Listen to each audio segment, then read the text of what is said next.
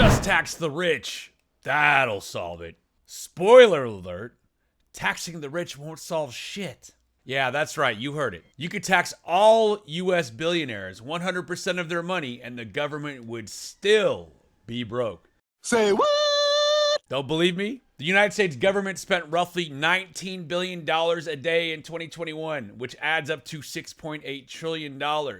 That's almost $19 billion a day with a B. They spent $6.2 trillion in 2023. That's almost $17 billion a day.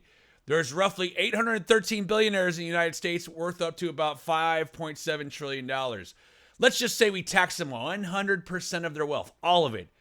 We would only be able to fund the government compared to how they spent 2023 just for 11 months, and that would be nothing left over for the next year. Nothing left over. And by then, all those people would flee the country by that point. Let's get the hell out of here!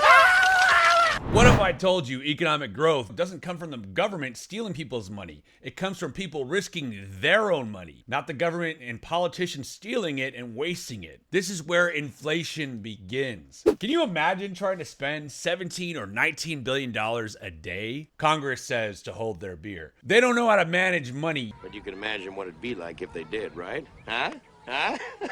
Yet they are spending more than all US billionaires' net worth combined in less than a year. The so-called cuts that Republicans and Democrats usually fight over are really about just reductions in spending increases and aren't cuts whatsoever. Politicians don't want to make any real cuts because they fear not being reelected. What is the solution? I thought you would never ask. Select an independent commission that will do the cutting for them instead. There was something called the Base Realignment and Closure Committee during the 80s and 90s that were formed to close obsolete military bases.